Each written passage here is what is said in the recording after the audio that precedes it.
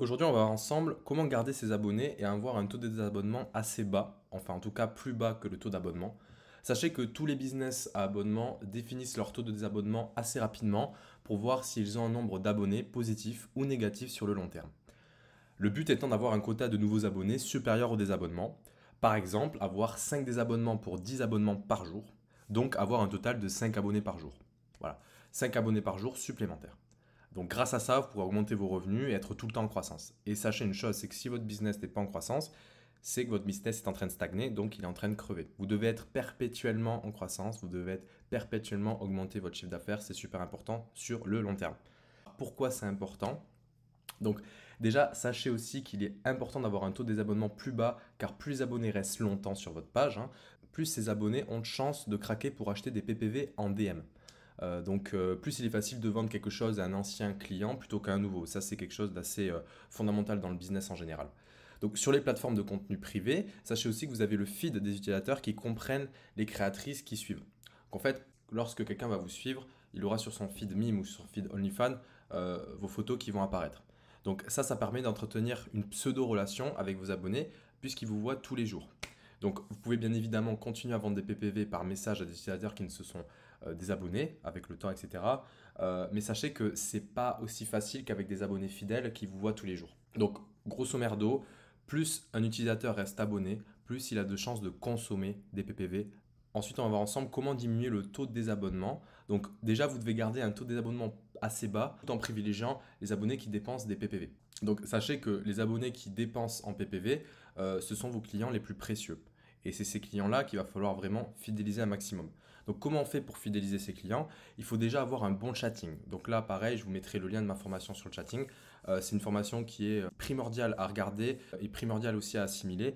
Sachez que le bon chatting, ça va vous permettre déjà d'entretenir des bonnes relations, mais aussi de pouvoir gagner un maximum de revenus, parce que c'est avec le chatting que vous allez faire 90% de vos revenus sur votre page de création de contenu. Mais aussi, ce que vous pouvez faire, ce que vous pouvez mettre en place, c'est leur faire des offres à la fin de leur abonnement mensuel, c'est-à-dire 3-4 jours avant leur fin de leur abonnement mensuel. Là, vous pouvez faire une offre, par exemple, soit vous leur offrez carrément des PPV, donc plutôt des photos, etc. Soit vous leur faites une promotion de moins 80% sur une vidéo, etc. sur laquelle ils vous ont dit ouais non c'est trop cher, etc. Donc sachez que ça va permettre en fait de leur donner de l'attention et du coup ils vont avoir tendance à culpabiliser si jamais ils se désabonnent de vous. Ça va justement vous permettre en fait de les fidéliser. Vous pouvez aussi leur offrir un extrait de PPV gratuitement, par exemple une PPV de 4-5 minutes, ben, vous la découpez en extrait de 20 secondes, évidemment 20 secondes sur laquelle on voit tout, c'est-à-dire voilà, du contenu vraiment explicite, et vous leur offrez cet extrait, et ensuite vous pouvez carrément leur offrir une promotion sur la PPV entière de 3 à 5 minutes. À leurs yeux, il s'agira d'un vrai cadeau et ils seront fidélisés. Évidemment, vous pouvez aussi leur donner de l'attention en discutant avec eux, comme ferait une petite copine, en contrepartie d'un tips bien sûr. Maintenant, on va voir ensemble le plan du contenu. Donc, il s'agit d'un plan détaillé étape par étape pour vraiment fidéliser vos abonnés et faire en sorte à ce qu'ils ne se désabonnent pas tout simplement. Déjà, mettez en place un message de bienvenue.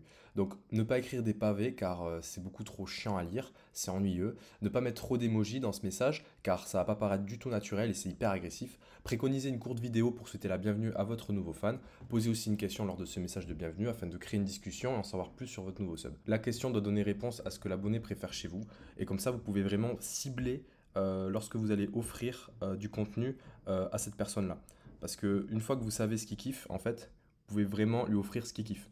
Et éviter de lui offrir des choses à blanc qui ne va pas trop l'intéresser, quoi, finalement. Par exemple, vous allez poser la question à votre abonné, oui, qu'est-ce que tu as préféré chez moi? S'il vous répond, ben, c'est vos fesses, et ben, vous allez lui envoyer des PPV avec votre cul, voyez, au lieu de lui envoyer des PPV avec vos seins, alors que ça ne va pas l'intéresser. Ensuite, envoyez des vidéos quotidiennes à vos abonnés, donc vidéos lifestyle, où vous montrez ce que vous faites, gym, promenade, shopping, etc. Donc ces vidéos permettront de créer une conversation et une connexion avec votre abonné. En plus de ça, ça va vraiment rendre votre profil réaliste. Donc là, il aura vraiment l'impression de parler à une vraie personne qui a une vie, etc., qui lui partage des choses. Donc bien évidemment, ne vendez pas de contenu avant d'être rentré chez vous. Par exemple, lorsque vous entamez une discussion avec votre abonné en lui disant ouais, je suis en train de faire du shopping, etc., n'allez pas directement lui vendre des trucs. Faites genre que vous êtes en train de rentrer chez vous, genre attendez une demi-heure, 20 minutes. Et une fois que vous avez attendu ce quota-là, que vous faites comme si vous rentrez chez vous, et là vous pouvez commencer à vendre des PPV, vous pouvez commencer à mettre en place un script de vente et enfin capitaliser dessus. Donc c'est une façon subtile et douce d'engager la discussion. Lorsque vous parlez à vos abonnés, parlez-leur naturellement. Ne faites pas comme 90% des créatrices qui envoient des messages beaucoup trop rentre dedans avec des emojis partout. Par exemple, ouais, j'ai trop envie de toi, etc. Non, non, allez-y doucement. Allez-y doucement. Vous devez augmenter l'attention que vous donnez aux gens qui vous donnent beaucoup d'argent. Ça aussi, faites en sorte à vraiment classer vos abonnés d'une certaine manière à ce que vous puissiez voir lesquels vous donnent beaucoup d'argent, lesquels vous donnent moyennement d'argent et lesquels vous donnent peu d'argent. Et comme ça, vous pourrez vraiment mettre l'accent sur les abonnés qui vous donnent pas mal de fric et qui en fait vous permettent tout simplement d'avoir un excellent chiffre d'affaires. Ensuite, il va falloir adopter votre contenu. Donc, vous devez créer votre contenu en fonction des demandes de vos good buyers, car ce sont de toute façon eux qui achètent le plus. Donc, vous devez savoir ce que préfèrent acheter vos good buyers et fournir un maximum de contenu qui leur plaît. Et ce qui est intéressant avec ça, c'est que vous pouvez ensuite proposer ça à vos autres fans, bien sûr. Ça va vous permettre de fidéliser vos good buyers tout en fournissant du nouveau contenu et aussi satisfaire des nouveaux fans.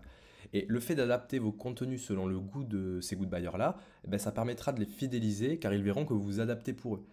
Donc là, ils se diront, putain, en fait, elle me donne au taquet d'attention, elle fait attention à moi, elle fait attention à mes goûts, elle m'aime bien, et ben c'est super, je vais lui donner plus. Maintenant, on va voir ensemble les offres bundle. Donc, les offres bundle, clairement, c'est quelque chose d'assez simple à mettre en place. Là, je vous ai mis un exemple concret avec OnlyFans ou Mime. Les offres bundle, c'est des offres promotionnelles sur plusieurs mois. Pour vous différencier des autres créatrices, vous devez offrir un cadeau lorsque un abonné souscrit à cette offre-là. Par exemple, si votre abonné souscrit à une offre de 6 mois d'un coup, vous lui offrez un PV de vous assez explicite de 2-3 minutes. Parce que ça fait quand même un total de 35 $ qui va être renouvelé tous les 6 mois. Par exemple, si vous avez un abonnement très peu cher. Pareil pour Mime, lorsque vous voyez par exemple que votre abonné a souscrit à une offre pour 6 mois, là pareil, vous pouvez lui offrir un contenu explicite gratuitement. Et vous pouvez mettre tout ça dans votre offre, c'est-à-dire que sur votre bio, vous pouvez mettre voilà, si jamais tu souscris à mon bundle ou si jamais tu prends 6 mois d'un coup ou 12 mois d'un coup, tu as une PPV d'offerte, PPV très explicite, etc. Évidemment, vous mettez une forme quand même assez sexy dedans avec un bon storytelling. Bien sûr, on ne vend pas des fruits, on vend quand même du contenu. Donc ensuite, vous devez absolument follow back vos abonnés sur OnlyFans. Sachez que c'est une chose que vous pouvez mettre en place que sur OnlyFans, pas sur Mime. Et en plus de ça, généralement, les abonnés qui vont aller sur votre profil sont des gens sur lesquels vous pouvez vous abonner gratuitement tout simplement, donc ça ne va pas vous coûter de l'argent. D'ailleurs, vous avez des outils faits pour ça. Je vous ai mis un outil de gestion sur mon groupe Telegram que vous pouvez utiliser directement. Il est en lien, voilà, dans les liens utiles, dans la rubrique liens utiles de mon groupe Telegram, vous avez du coup cet outil de gestion-là. Et cet outil de gestion va vous permettre d'automatiser l'abonnement directement sur vos abonnés.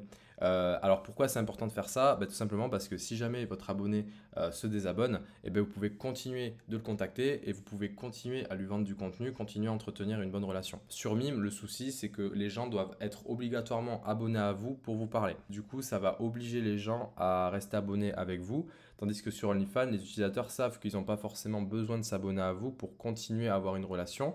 Donc finalement, est-ce que c'est bien, est-ce que c'est pas bien, je sais pas. Mais bon, en tout cas, c'est une chose que vous pouvez mettre en place sur OnlyFans rapidement. J'ai fait le tour sur ce sujet-là, j'espère que ça vous a plu. Merci d'être resté jusqu'au bout. N'hésitez pas à liker, n'hésitez pas à partager la vidéo, ça m'aide énormément. Et n'hésitez pas aussi à rejoindre mon groupe Telegram, c'est un groupe d'entraide, voilà, on est plusieurs là-dessus, on se tire vers le haut. Je vous souhaite une agréable journée, ciao.